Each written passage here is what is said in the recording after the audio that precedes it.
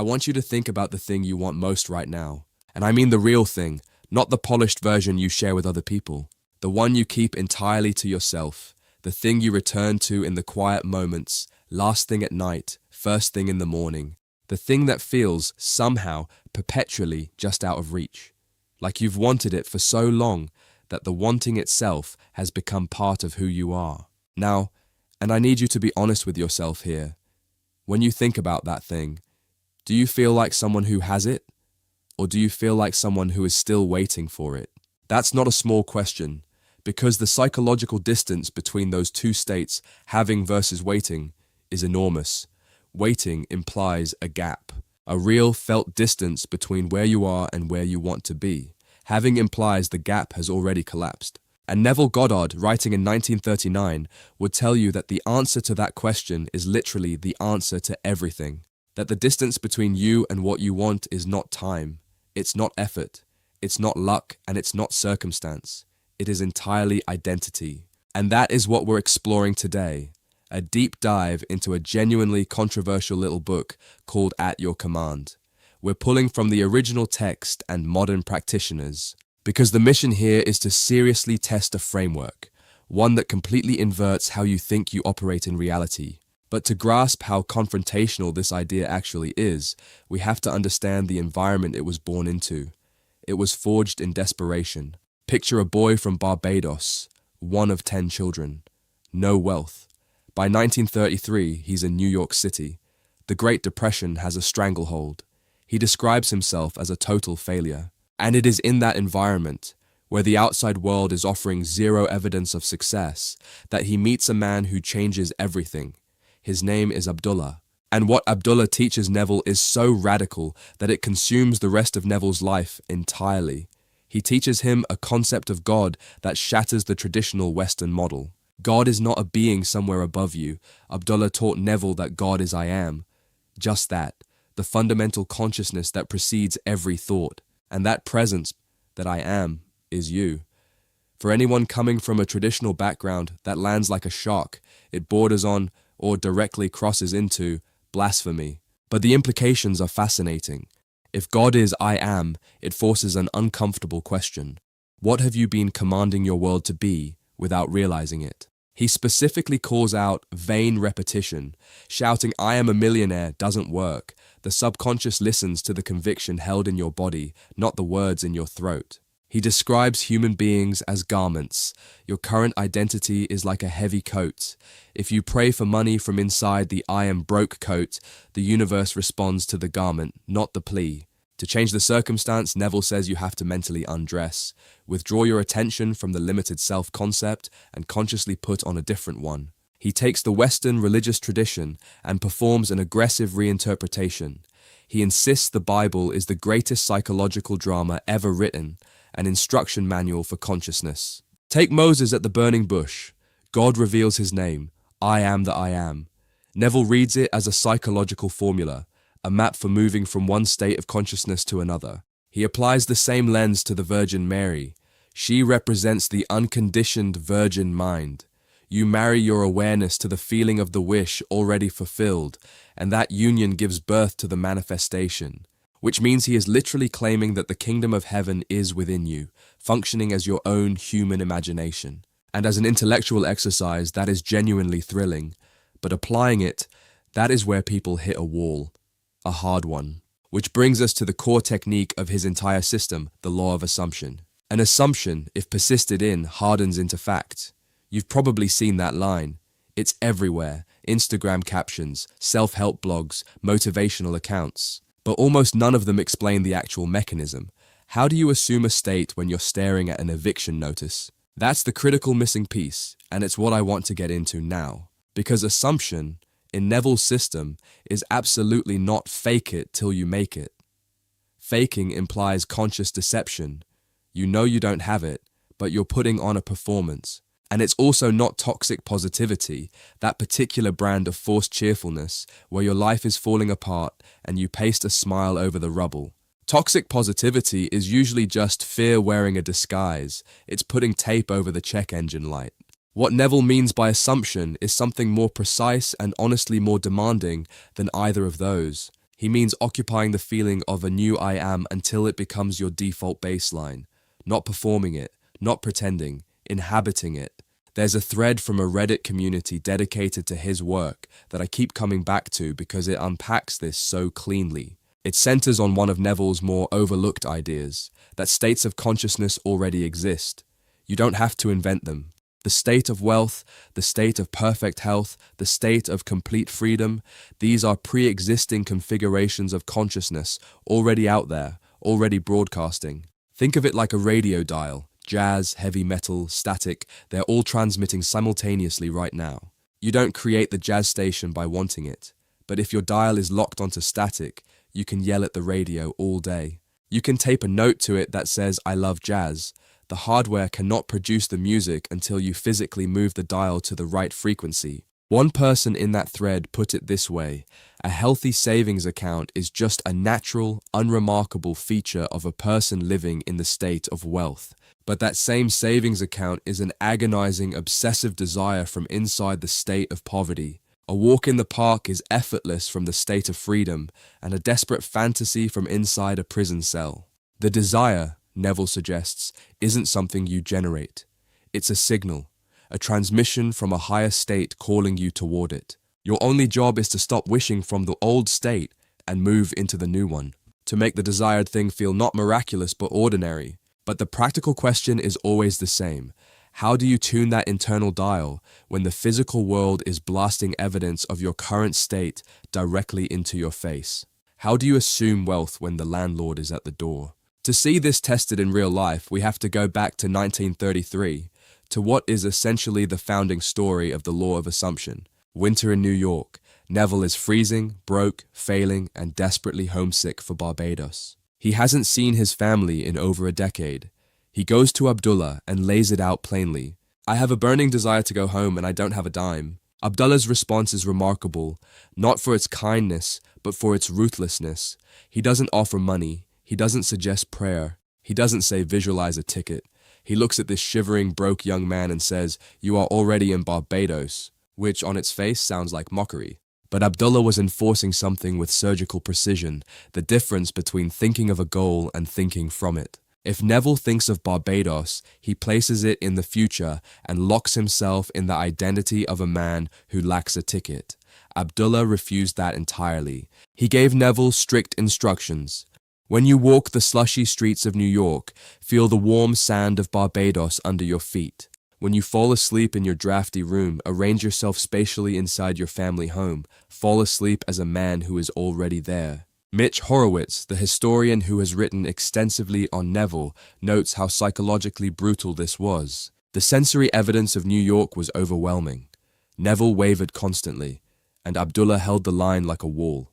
There's a detail here I find particularly striking. If Neville went to Abdullah and said, "I'm trying to feel like I'm in Barbados, but how am I actually going to pay for the ship?" Abdullah would turn his back and close the door, literally, because the moment you ask how, you've dropped the assumption. A man who is already in Barbados does not ask how he's going to get there. The question itself is a confession that you've slipped back into the old state. And then the climax. Early December. The last ship to Barbados is about to sail. Neville has nothing.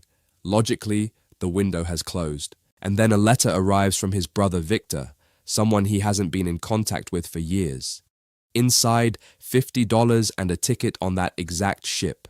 To an outside observer, it's a staggering coincidence. In Neville's framework, there are no coincidences. It was simply the physical world catching up to the internal state he had refused to abandon. He assumed the feeling, held it against the evidence of his senses, and it hardened into fact. Now, the moment people hear a story like that, the instinct is immediate. They close their eyes, imagine holding a check, feel the relief wash over them, and then they open their eyes and check their bank balance. And that is the single biggest trap in this entire philosophy. Neville addresses it with what I think is the most clarifying analogy in the book. He says, "You can no more change your environment by destroying things than you can your reflection by destroying the mirror." Think about that. A mirror only reflects what is placed before it. If you look in the mirror and you don't like your expression, you don't take a hammer to the glass and try to chisel a smile onto the reflection. That would be absurd, but that is precisely how most of us live. We hustle harder, We argue, we try to control and rearrange circumstances, the mirror, while our internal state, the face we're actually showing, stays exactly the same. We assume the feeling of wealth for 5 minutes during a morning meditation and then spend the next 15 hours anxious about bills, checking the account, asking why hasn't it shown up yet? And the moment you ask that, what face are you showing the mirror? The face of someone who is still waiting, still lacking, and the mirror faithfully scowls back. Neville says your only job is to hold the smile. When you genuinely assume a state as your baseline, not as a performance, but as a settled inner conviction, the outer world comes under what he calls an absolute compulsion to rearrange itself to match, through what he calls a bridge of incidents. That's what the brother's letter was. Not magic, a bridge. Your assumption places you at the destination psychologically. The physical world then has to build a path to meet you there. Events unfold, impulses arise, people appear, and they lead inevitably to the physical realization. But here is the condition. You cannot engineer the bridge, you cannot force it. Neville writes that no man knows the way, and if you are anxiously trying to map the sequence, that anxiety is itself proof that you have not actually settled into the state of having. The logical mind has to surrender. Which brings us to a side of this philosophy that almost no modern summary touches. Not the Instagram version, not the TikTok version, because it is genuinely uncomfortable. It is the unavoidable dark implication of the entire system. Follow the logic all the way through. If your I am is broadcasting 24 hours a day, and the mirror has no choice but to reflect your assumptions, then every unwanted thing in your life is also a command you issued. Every failure, every illness, every betrayal.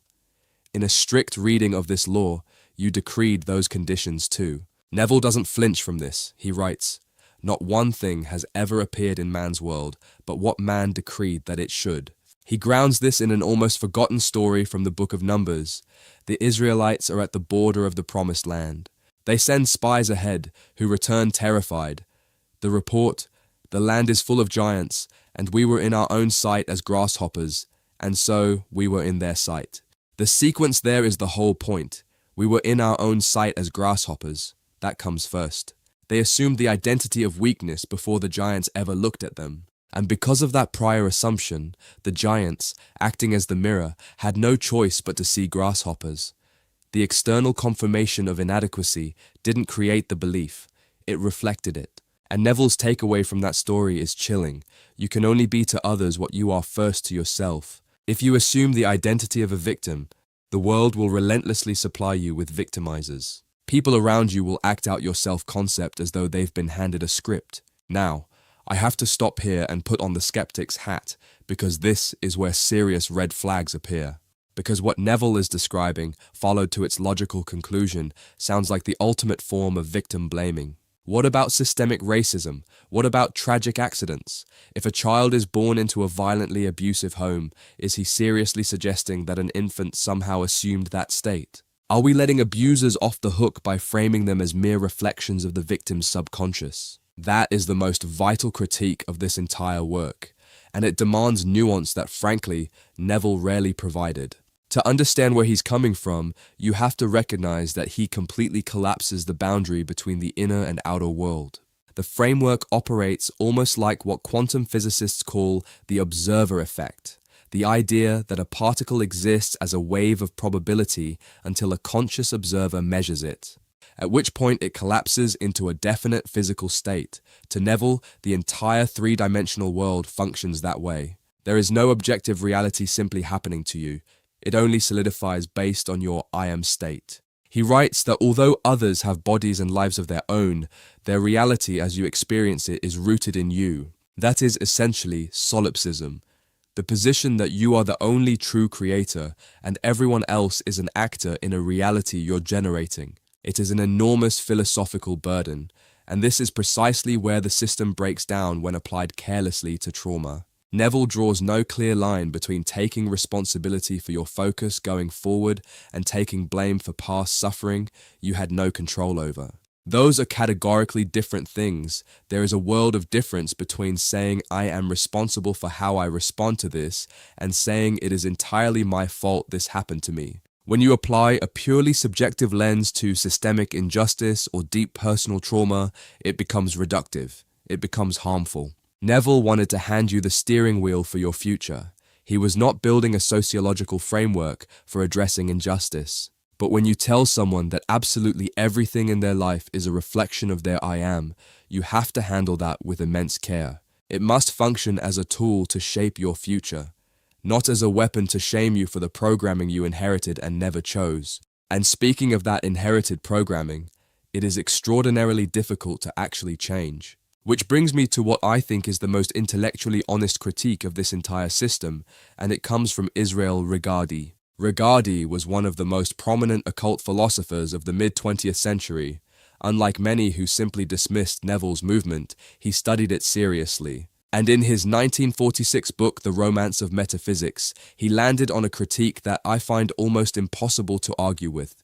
His conclusion: Neville hands people a map to buried treasure and completely forgets to give them a shovel. Regardie observed that Neville demands a level of mental mastery that the average person simply does not possess. Ignore the evidence of your senses. Neville says it like flipping a light switch. But if you are a single parent under financial stress, bombarded by anxiety and bad news, telling your mind to peacefully inhabit the state of abundance is like telling a drowning person to just assume they have gills. Regardie pointed out that in virtually every serious esoteric tradition, yoga, ceremonial magic, Zen, there are years of rigorous preliminary practice, breathwork, concentration exercises, systematic training designed to give the mind the capacity to hold a single thought without collapsing. All of that exists precisely because the untrained mind cannot do what Neville casually instructs. He bypasses thousands of years of that accumulated wisdom and simply says, assume the feeling.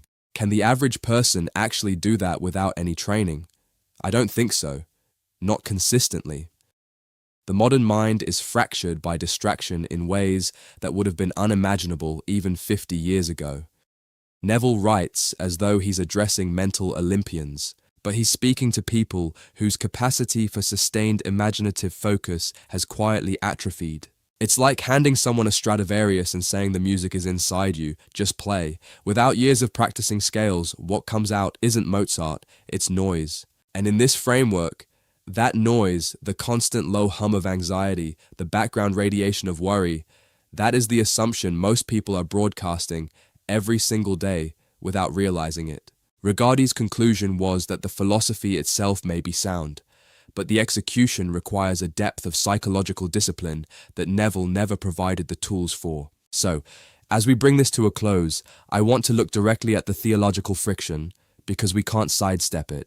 I spent time reading through reader responses to At Your Command on Goodreads, and the range of reactions is striking, genuinely extreme in both directions.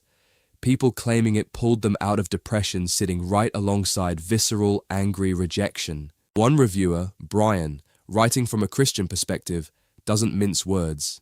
He calls it outright heresy, accusing Neville of stripping biblical figures of their historical reality and turning sacred texts into a psychological self-help manual. The assertion that human awareness is God reads, to a traditional believer, as straightforward blasphemy. Another reviewer, Estelle, focused specifically on the Virgin Mary interpretation, arguing that reducing a sacred miracle to an allegory for human desire denies history and drains the text of its spiritual weight.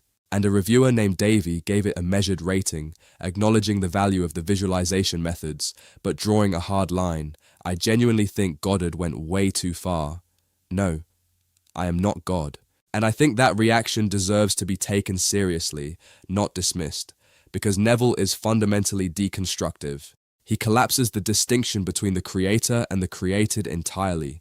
In traditional faith, God is the ultimate other, external, transcendent, a moral anchor. Neville takes a wrecking ball to that. He removes the external being completely and places the entire weight of reality creation on the individual. Think about what that removes.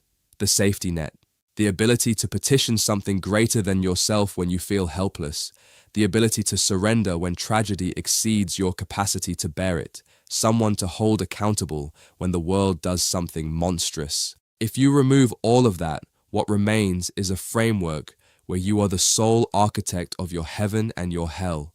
That is not a casual idea to adopt as a trendy life hack. It is a theologically radical position that demands genuine engagement with its full implications.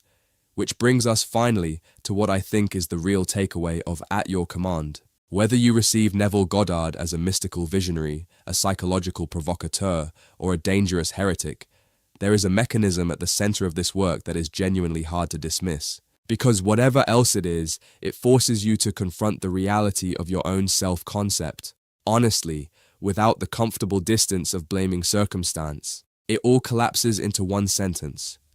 The gut punch that underpins everything we've covered today. The command you issue most consistently to the universe is not the one you speak out loud. It is the one you silently believe about yourself, the heavy garment you wear when no one is watching, the unedited I am that echoes in your mind in the last few seconds before you fall asleep. Your deepest conviction always wins. That is a terrifying level of responsibility, but embedded inside that terror is something else. A kind of freedom that very few frameworks actually offer. Because if your own assumptions built the walls of the room you're sitting in, then you are the one holding the key. No one else has to change. No circumstance has to shift first. You just have to tune the dial. We started today by asking you to think about the thing you want most, and the distance between waiting for it and having it, a distance made entirely, Neville says, of identity. So here is what I want to leave you with. Tomorrow morning, before you reach for your phone, before you check your balance, before you remember your to-do list or replay yesterday's problems, there will be a brief moment, a few seconds of pure, unconditioned awareness before the day loads in, before the coat goes on. In that moment, who will you assume yourself to be?